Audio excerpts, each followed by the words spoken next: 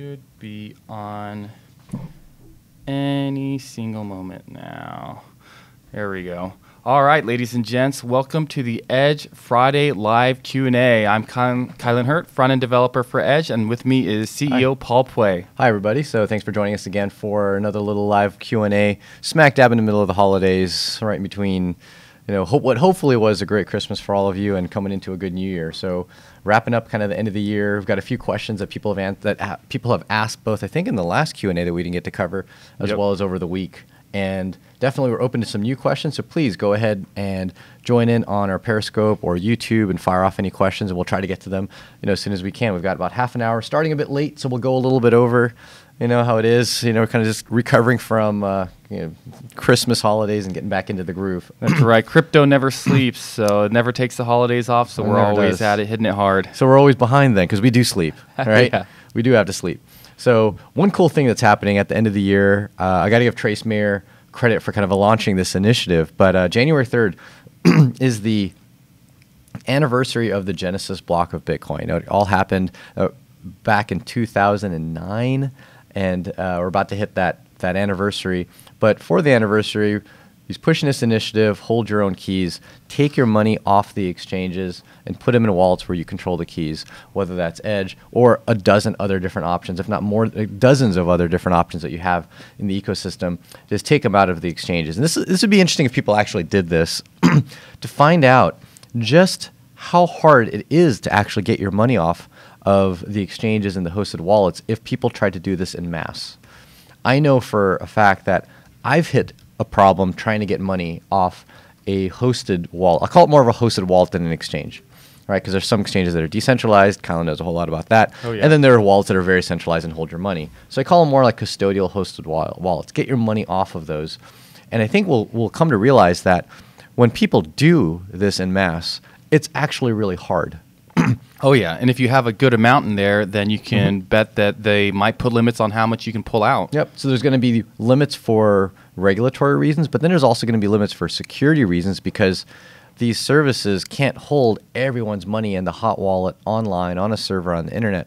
So they've got to put a bunch of it in cold storage, and then when someone pulls out money, they drain the hot wallet. Now people potentially have to wait days. Right, and that's something we've seen several times over. I guess it's been a decade since the Genesis block, and we've seen so many exchanges get hacked and see literally hundreds of millions of dollars get stolen. Yep. So while I'm not a big fan of holding money in exchanges and hosted wallets, I realize that they have to impart best practices for themselves, and one of those best practices is keeping the money in cold storage, but that also impacts the usability of cryptocurrency for their customers. So I know early on when I had used a few hosted wallets, I'd try to spend and buy something online, and the money just wouldn't even hit the blockchain. Yeah. It would just sit there for hours and hours, and by then my invoices expired, and suddenly I'm not getting my item. But then 18 hours later, my transaction would go through when it's way too late. And it's irreversible, of course, because it's cryptocurrency. And so January 3rd, hold your keys, hold your money, pull your money out of any of the hosted wallets exchanges. If you don't know if you're on it, maybe might not even know if they're on a hosted wallet and exchange. If you can create actually, it's one of those things. Oh, if you created an account, but with Edge, you do create an account, but you still hold your keys. Right. So other than Edge, if you actually created an account like with your email address and signed up, and you never had to go through kind of like a backup process, then likely you're with a custodial service. And so that type of a service with your email and information, that type of service holds your money. Take your money out January 3rd. Let's see what happens to our industry. Hopefully this is an eye-opening experience to realize that if you don't hold your money, you may not even have access to it in the first place. Yeah, I think, and that for me perhaps is the more important part is, some people are actually calling it proof of keys as well. It's kind of this idea that on January 3rd, find out where the private keys actually are. If you don't know what private keys are, then go ahead and take a look. Try to learn about what the private key what sort of role it plays in the ownership of your cryptocurrency on January 3rd. Try to figure out who actually stores those private keys. Yeah. Because if you don't know, this is something that you need to know, and it really is critical to the ownership and just the functionality of cryptocurrency in general. Yep. And actually, that is the good metric to determine whether or not you're with a custodial service or not. Because some non-custodial services like Edge, you still control your keys, and you can go into the app and find them and see them. Right. So however way that you're holding your cryptocurrency, go and ask the provider or whoever makes the software or the service, I would like to see my private key. I just want to see it and know that that's my key. If you can't do that, then you know that you're with a custodial service. And then go and try to send your money out to a wallet where you do control those keys. I've had a fundamental thought that the core advantage of cryptocurrency. There's many different advantages of cryptocurrency over regular like lower money. inflation rate, but you're saying Low inflation rate, fast speed transactions, accessibility to the global economy, all of those things.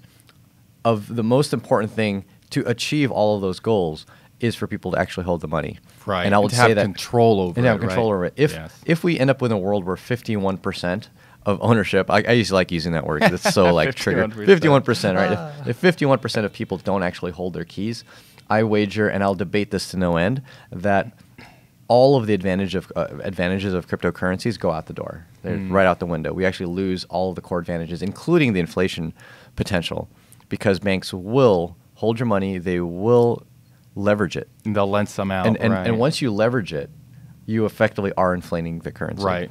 So that's my take. January 3rd, proof of keys, take your money off. We're all for it. We're definitely one of the solutions for it. So how does someone show or find their private keys if they are using Edge? They're using Edge. So you can show and look at your private keys in Edge. We do warn you, though, make sure that you aren't on a jailbroken phone. You've got clean software that you've installed only through the app stores. Because as soon as you can see your private key, realize that means someone else can see it as well. But in Edge, if you go to any of the wallets that are listed on the main screen and you tap the three buttons on the right, the three dots on the right of any of those wallets, and I think it says master private key. Right. If you click on that, it'll have you enter your password, and then it'll show your key on screen. Yeah, and we would advise them not to take a screenshot of it. Yeah, advise not to take a screenshot of it. Don't go and put it into an email. Really, it's encrypted and protected for you by Edge, and your ability to view it is to prove that yes, it's there, it's sitting there, it's got your money on it. Is also a recovery mechanism if there are any weird glitches in Edge. You need to put it into another piece of software. But for the most part, keep it where it is. But at least it's proof that you do control that key. Right. Cool. All right. So yes, proof of keys, January 3rd. It's coming up. That's in a week. So go and own your money. That can be like a New Year's resolution. New Year's resolution. Hold your keys for sure. Yep. So a few small questions that I've come across. Our user base was for Monero, which we're one of the few mobile wallets, if not only multi-asset mobile wallets that supports Monero. Is when will the max send button come back for Monero?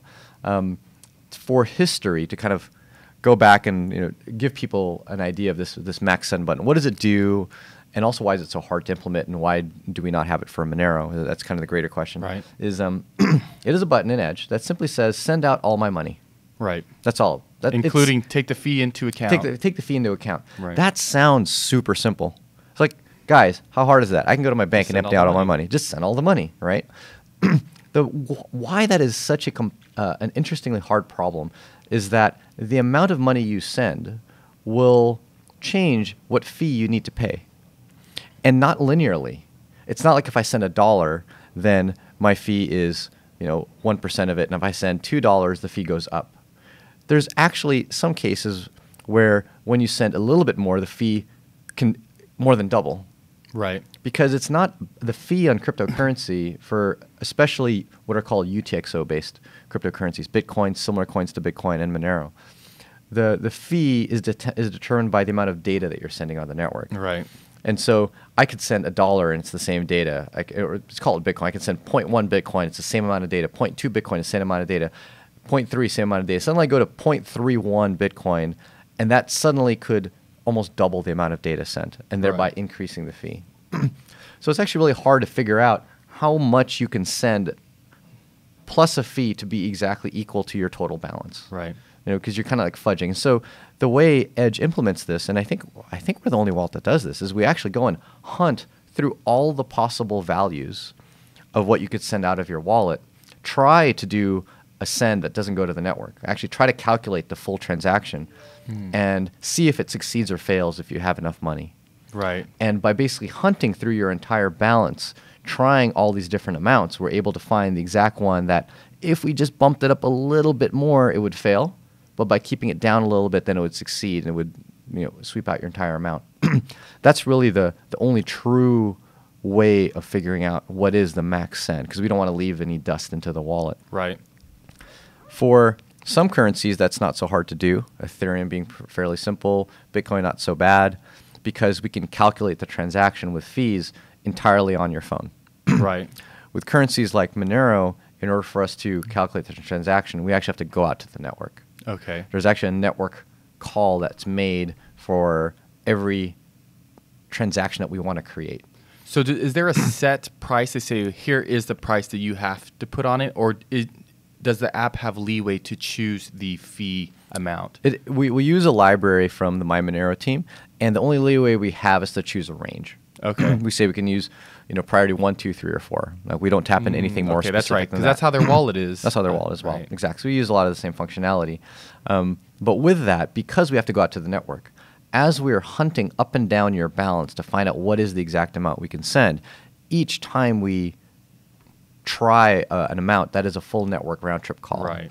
And that can be fairly slow. And when you're doing potentially hundreds of those, literally hundreds of these attempts at sending out your max balance, it could take incredibly long to determine whether or not your max amount can be sent. So it's not currently supported. We don't know when it will come back. That was the question. When will it come back?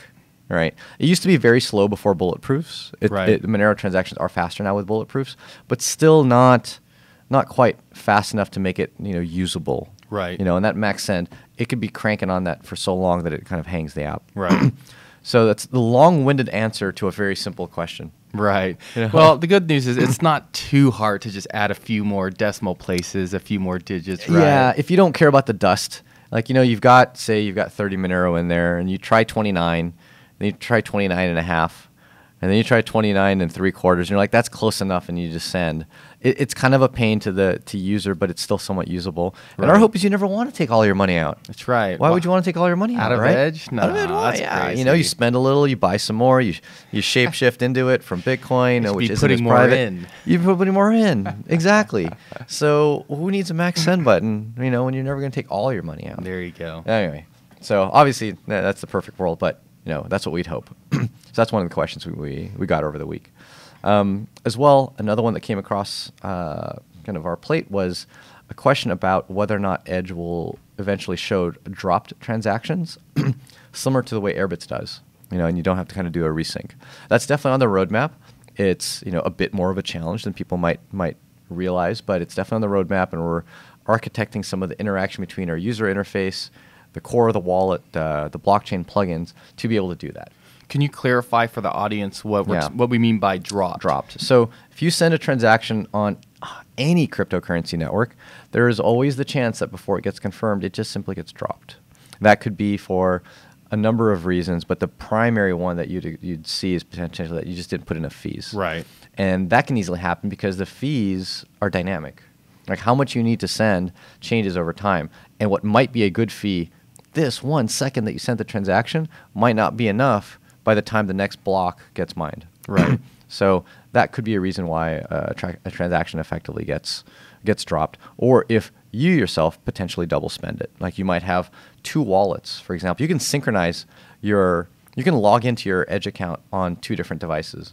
And when you do that, your keys are on both. Right. Well, if you send 2 different transactions from each of these 2 different phones at the same time, then only one of them might win. Like you might actually not be able to send both because both of them could be spending the same funds.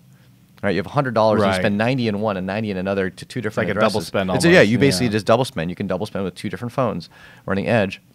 And so that would cause one of them to get dropped. Right. So simple as that. So a double spend or not enough fees are 2 possibilities. And in Edge right now, we still show that transaction in your history and it just shows pending. Okay. Even if it's been dropped, and a user needs to tap the 3 dots on the right and hit resync, and that will get their wallet kind of to drop the transaction and stop showing. Okay. Airbits allowed it would actually automatically show it as dropped. Okay. And so it's on the roadmap. Sorry, it's not in there yet. A lot of cool bells and whistles that Airbit's had that Edge is just kind of slowly getting on board with. Cool. And per the title of our little Q&A, we were talking about KYC. We get this a lot with the whole transition of us now supporting more than Shapeshift, but also Changely and ChangeNow. And we did that for a few different reasons. Number one, they support more currencies. There's some overlap there where there's some stuff that only Shapeshift supports. Right. Some stuff only Changely does. In aggregate, we get a lot more support. Right. But as well, those services don't require what we call mandatory accounts and mandatory KYC before you can do anything. Right. So they kind of do the, in the user experience world, there's a strong theory to delay friction until it's needed. Right. Right. The delayed. They've already invested the time. They're almost there. Yeah, they're already there. So like, okay, I'll go trick. The little trick, right? So, just like you can go surf Yelp and actually look for restaurants and not have an account, but when you want to post a review, okay, now go create an account. Right. Right. So things like that. The user experience that the Changely and ChangeNow companies impart is a kind of a delayed KYC, meaning you can still do transactions with no account integrated in the app. But if their kind of fraud or AML engine deems that a transaction might be what can be considered high risk, they might impart KYC at that moment.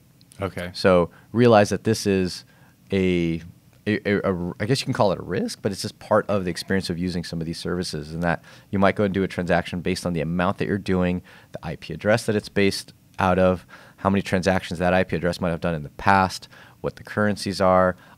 All of that might trigger a KYC of your transaction before it can get completed. And so it has happened to a few users, but by and large, most transactions definitely go through without an issue. Right. Whereas with Shapeshift, you do have to create an account straight up. Beauty is that you get that past you. You create the account straight up. After that, you're good to go.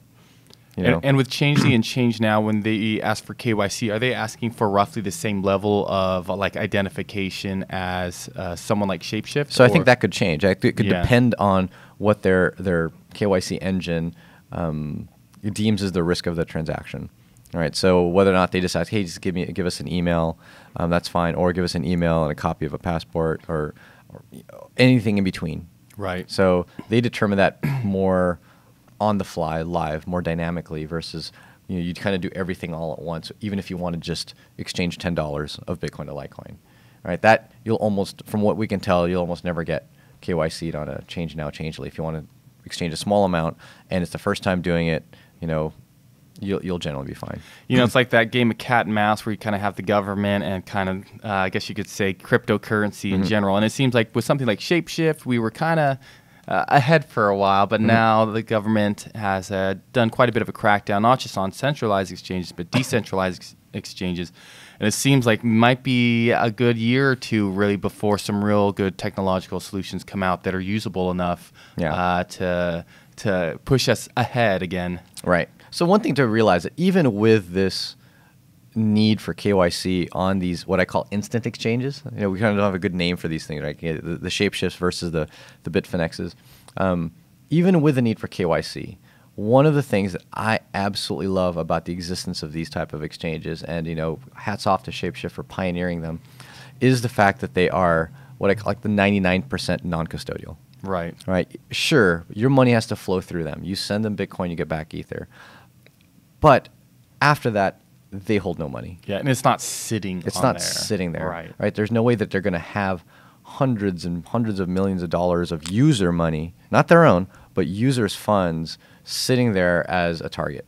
All right. You get into Shapeshift, and someone has. There has been an internal hack in Shapeshift, but all that was lost were Shapeshift's funds. It's their company at risk, not their users. Right. And so, people like to harp on, but they're centralized. But what was the goal that Shapeshift was trying to achieve? Yes, the frictionless account nature was one of the initial goals, but one of the biggest ones was to remove the custodial risk of exchanges, and they've still retained that. Yeah, which is awesome. So yeah, man, they were my go-to for quite a while. I still use them for something. Yeah, no, I still use them for something. There's some currencies that are only supported by them. And the nice thing too, as well, once you kind of go through the KYC process, you get higher limits, right? You just simply get higher limits, and I don't have to deal with I'm going to do a large amount. Well, now I've got to do the spot KYC. Right. And so one of the challenges of the spot KYC is that you might have to do it multiple times. Right. Even though you've already done it, it's like, there's still no account, and so therefore you might have to do it again. So there's pros and cons of both. We try to give people the option.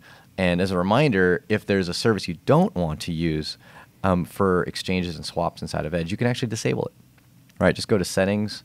I think it's settings in the app, exchange settings, and you'll see three on-off switches, little toggle buttons for Shapeshift Change Now and Changeling. You can turn any one of them on and off, and then our exchange functionality won't hunt for an exchange quote from one of those. So cool. Let's see here. We've also got, a question I think that came on YouTube last week. All right, question about Lightning Network. Right. And any info on it and ideas on how Edge would implement it.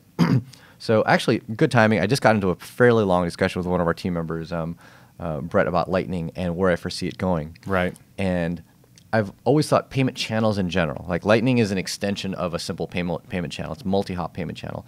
But payment channels in general, I've always felt were very, very useful from the viewpoint of paying a merchant, paying a company. Right. And Lightning Network makes that where you're not loading a payment channel for one merchant, you're loading it for potentially multiple. Right. Because it can route payments across several. So from that viewpoint, I think it's a useful tech for paying small amounts with low fees. I still don't see a way for mass adoption of for Lightning mass adoption across peer-to-peer payments, meaning me paying my mom, a friend, someone standing right next to me. And I'm sure there are some projects in place to try to alleviate this pain point. But the pain point being that in order for you to receive payment, you need to have a node that's fully connected on the network at all times. Yeah. That has a private key on there to sign off on the receipt of the payment.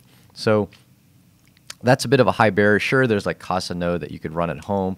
We just don't see that as happening for even 1 billion people in the world. Right. But for people holding Lightning funds on a wallet to send to a merchant, that doesn't require them to be running a full node. Okay. Right. That can just be a light client. Right. They would need a watchtower, but a watchtower is different from that can be run by a third party. From a full node. Right. You don't have to trust a third party. I have heard people have the opinion that, that's okay. You'll still participate in the Lightning Network, and you'll just simply have a full custodian holding your key to receive money. Right. And that to me is a detriment. Like that's the whole opposite of what we're trying proof to of do keys, here. Right. That's the whole opposite of proof of keys. So if you're promoting a technology as Lightning, but saying that people will have a full custodian in order to be able to transact peer-to-peer, then I think that's a dead-in-the-water proposal. Like that shouldn't be what we're proposing. We should either fix the non-custodial problem in Lightning or realize that it's a person to company, because companies can run full nodes. Like they can deal with that. Right. When I say full Lightning node. So given that, how we would aim to implement it in Edge is specifically to be able to pay a merchant. And we are integrating into our plugins ways for people to buy and sell crypto, like Simplex is a plugin. Right. You'll soon see ways for people to use crypto. Right. Right, where you can actually use them directly inside of the app with merchants that are directly integrated. Right. And that would be a good opportunity for us to incorporate the ability for someone to load up a Lightning wallet and then pay those merchants very quickly, easily, cheap, fast. All the marketing term benefits of Lightning can be incorporated in that. So that is what I would expect you might see when we finally kind of get into the realm of Lightning integration into Edge. Yeah, that's definitely something I think a lot of us have been looking forward to. And I think at this point, anything that can get some sort of adoption from merchants is a big boon to the industry. Yeah, I'm a huge fan of merchant adoption from like day one. Yeah. Getting various merchants around San Diego and farmers market merchants. I still pay one of the merchants at the farmers market almost every other week in crypto. You know, and she's been happy about it because she's done well over the past 3 years. Yeah, I mean, I always get asked, by people, oh, I talk about Bitcoin. They're like, okay, okay, so where can I use it? And it's like, damn, not many places yet. I am in. If we're being honest, I am in desperate need of a haircut. I've got like the frizz coming out, and I do get a haircut with crypto. Yeah, she takes Bitcoin. So it takes Bitcoin, Ethereum, Bitcoin Cash. She's set up with Edge, and so all the stuff we support, she accepts. So there are a few, but it's more of a novelty.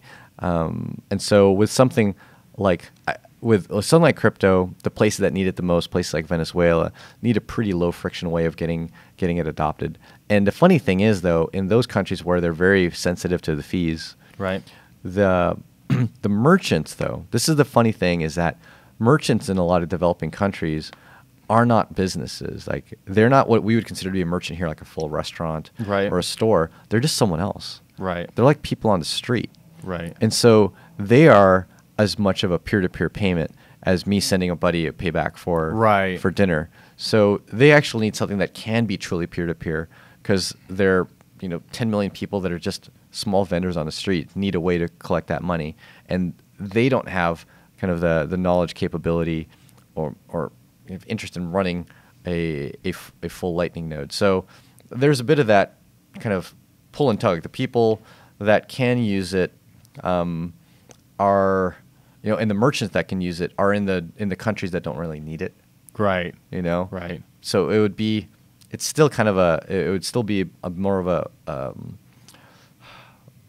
more of a technical, I won't call it a toy, but a way of, it's a technical trial, just to see it and see how it works for people. But I don't know that it's going to be like the mass adoption ticket. Right. For crypto, until we can get it to the point where it's a peer-to-peer. Right. We can get it to that point, then we can drive it into countries like Venezuela. So I'm excited to kind of keep an eye out on the protocol changes. I did hear of a few protocol changes, L2 being one, that will hopefully be able to eliminate watchtowers. Now, that's a really exciting thing, because I've never been a fan of watchtowers, even as a wallet provider where we could provide them. Right. I don't want to be holding keys that I'm dependent on our service being up before, otherwise someone could have their money taken. Right. If our servers aren't up. Yeah. So especially if there's not enough incentive. So I see that we got a question here from Hack. I think it says. I hope I spelled that or pronounced that right. Is there any plan to include a DApp browser? Got it. So we've had that come across. Excuse my cough. Had that come across our plate a few times. There's a chance. Edge actually includes its own kind of DApp browser, which is our plugin architecture, except that it's not for necessarily dApps that are full smart contracts. It's for apps just that want a wallet to send and receive money. Right. So right now a dApp, like let's take Augur for example, can interface with a dApp browser like MetaMask, but it's not asking MetaMask, hey MetaMask, can you please send some rep tokens here? Or give me an address to receive rep tokens. It does way more complicated things, right? Signing complex transactions, querying smart contract results, and whatnot. With Edge, we have this kind of mini dApp browser architecture so that you can build an app that can simply access the wallet, request access to the wallet to send and receive money. With respect to a full dApp browser, we fundamentally think that most dApps shouldn't be running inside of a wallet, especially a mobile wallet. Okay. Like, what is the dApp's functionality? What is it actually meant to do? And by dApps saying, install MetaMask or install this other app, and then go to our site inside of that other app, you're hindering the user experience capabilities of that dApp. Right. Right. They're severely crippled. The dApps won't have the capabilities of a full mobile device, especially mobile apps. And from the user experience point of view, you're telling, as a dApp developer, you're telling your user base, go install this completely third-party app that's not branded as our own. Go and do the key management in that third-party app, like go write down 24 words, blah, blah, blah. And then go to install our app, or inside that app, go into our website. So the friction's very high in the user experience of a dApp browser. Right. It's a kind of high UX, high friction UX. So our vision is that dApps should have the freedom to be able to run in their own environment, their own space, whether it be mobile, web, desktop, and we want to empower that. And so we empower that by, instead of being a dApp browser, we empower that by being a key manager inside of a dApp. So being the SDK that goes into a dApp, so the dApp can run however it wants and still be able to access keys to be able to sign transactions on its behalf. Right. And that's what the Edge SDK does. So the long-winded answer is, when will we incorporate a dApp browser? It's not on the roadmap right now. Right. We'd rather put the dApp browser into the app, I guess is how we would say it. Yeah, and the fact that with our SDK, you don't need to plug in a hardware wallet. You don't have to have a Chrome extension. It's just something our SDK can work anywhere that runs JavaScript. Yeah, exactly. And so it becomes a much more integrated feel more frictionless for the dApp, way more frictionless. Yes. And so that's kind of been our take. Like, I feel like dApp browsers fit a really good need, and that need is for developers to get up and running fast and quick. We've talked to many dApp projects, and many of them, once they're really trying to get users and scale, they hate it. They hate running in a dApp browser. Right. They're just like, this sucks. Our users hate it. It's like, I can't get new users. All they're able to get are the other developers who already have a dApp browser. Yeah. So it's like your market is other people tinkering with Ethereum. Yeah, it's an adoption issue. Yeah, it's an adoption issue. Once you want to go past that market, you hit this wall. And so we're not trying to build something for like the mass adoption of tinkerers.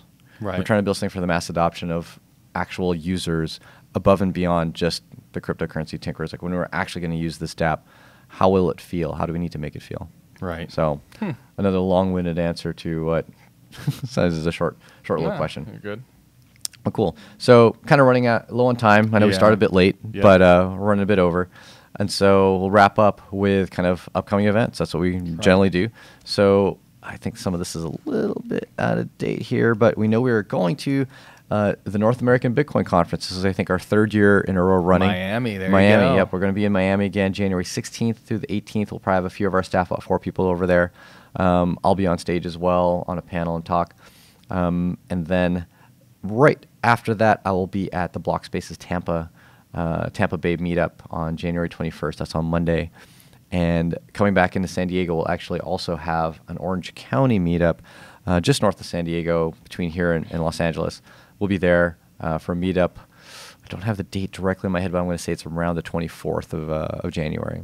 Take a little train up there.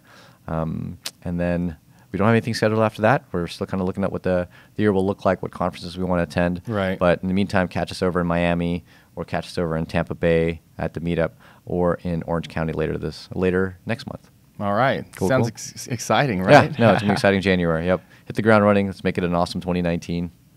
Go crypto. All right, guys. See you next week. All right. See you guys next week. Take care.